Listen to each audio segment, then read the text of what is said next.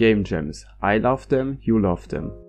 Okay, I don't know if you love them, but I love them, and since I love game jams so much, it's no wonder that I participated in one again. This time it was the Indie Dev Game Jam 1, a 72 hours long game jam that even offered prizes for the first and second place. Surely I joined for the fun and not because I wanted the prize, right? Anyways, I think you all know what a game jam is. Basically, you have to make a game fitting a given theme in a limited amount of time. After that you can play and trade other participants' games. In the end, the best rated game wins. This time the theme was Under Pressure, and it instantly gave me the great idea of a game where you are controlling a submarine and you have to dive as deep as possible while collecting upgrades and avoiding obstacles and enemies. I was sure that like everyone was going to make a submarine game, so I knew my game had to stand out from the others. Gameplay, visuals, sounds. It had to be better than the rest.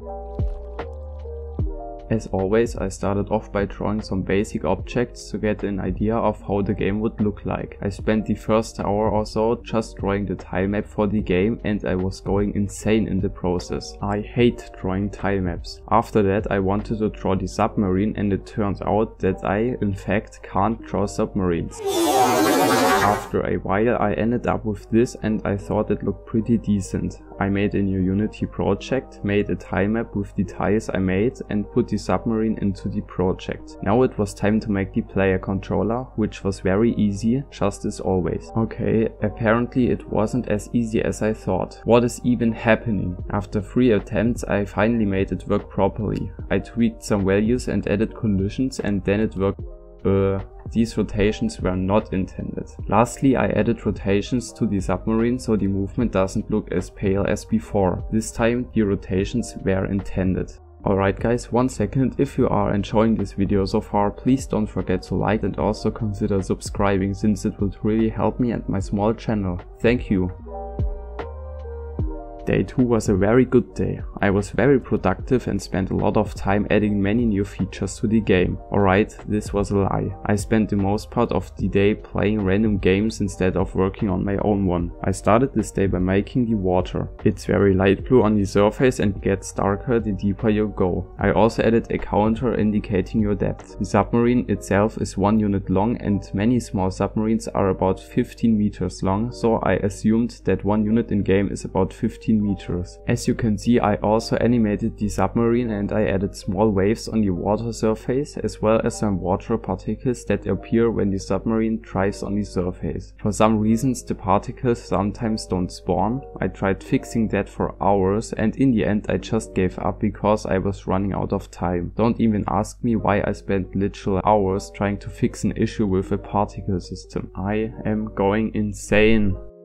I realized that the particles only start spawning when all the older particles from that particle system are destroyed. Now that I knew where the issue was, I quickly fixed it and moved on. Yeah, now no particles spawned at all. It took me another 15 minutes until I finally fixed it, and now all the particles spawn as intended at least. Now the second day was almost over and I was extremely exhausted, even though I barely got anything done, but that was 100% the result of my own laziness. The next thing I had to do was adding some sort of level generation. I made multiple rocks that I wanted to spawn around the map as obstacles. I added spawn points every 16 units that will randomly move a bit away from their origin position to make it a bit more random. They can move 5 units into positive or negative X and Y direction. After that, a random rock spawned on each of the spawn points positions. This worked great first try and looked decently good as well, so I got some of the time I had wasted working on the particles back. Now, as you can see, the camera movement wasn't the best, so I improved that as well.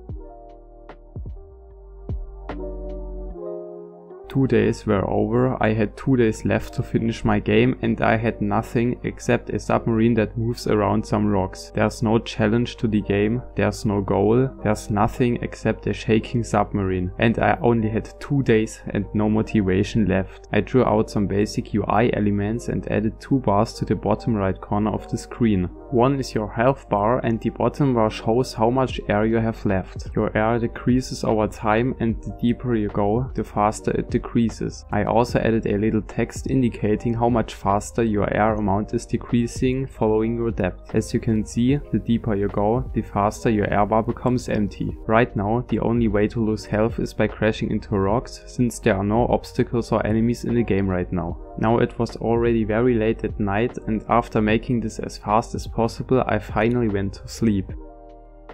Not even 5 hours later, I was back refreshed and ready to suffer for another day. First up, I wanted the submarine to split into 2 parts and a simple explosion effect to play when the player has no health left. Sounds easy to make, should be easy to make, but no.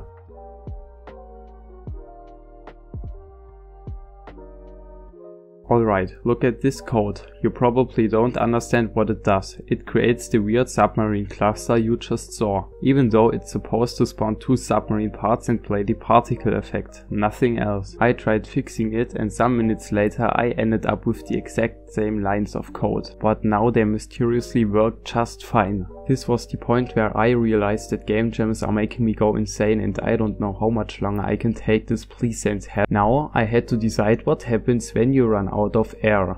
I made the submarine implode and also added the explosion effect from before, but for some reason it didn't only play once, but it kept playing. Now call me dumb, I don't care. Look at this. Looping is disabled, there's only one burst set, and I secured the code twice so it only plays once, but no, it plays again and again and again. Anyways, I'm very smart and simply added a death screen that appears before the explosion effect can play a second time. The death menu always tells you how you died as well. For example, when you run out of air, it looks like this, and when you run out of health, it looks like this. As you can see, I also changed the UI font. Now that I made a death menu, I thought it was a good moment to add a pause menu as well as the main menu. Now you can restart the game from the pause menu or head over to the main menu. As you can see right here, I decided to call my game Pressure Quest. The main menu has an option to quit the game, a settings menu where you can change the volume because there were complaints about my games being too loud last time. There are no sounds yet, so I can't show you an example of the slider yet, we will do that later. Of course, there's also a play button that brings you straight into the action. Yeah. One day before deadline, my game was still unplayable. There was no challenge or anything. You just drive the submarine around until you run out of air and die. The first thing I did to change that was adding 2 types of pickups. One refills 30% of the player's air and the other one triples the player's speed for 5 seconds. I had a little problem with the pickup that is supposed to increase the player's speed because it didn't increase the player's speed for some reason. After ages of trying to figure the problem out, I realized I only increased the acceleration but not the max speed. When I increased the max speed as well, it finally worked. I guess I was just way too tired to think properly. Anyways, now you have the opportunity to survive longer because you can now refill your air. The power-ups spawn next to the rocks, and I usually wanted them to have a chance of 25% to spawn, but after not finding any power up while playing the game, I increased the chance of them spawning to 50%. Now there was not much more to do except adding enemies, making sounds and improving the looks of the game. The most important thing of these was adding enemies, so I wanted to do that first. After sleeping for a bit, I made a simple bomb enemy that explodes when the player touches it. Nothing interesting to be honest. I also added another submarine that chases the player and shoots missiles when it gets close enough. Of course, it took me multiple tries to make this work as well. But how do you get rid of the submarine enemies? Make them drive into mines or rocks, they will just die. They can also destroy each other by accident.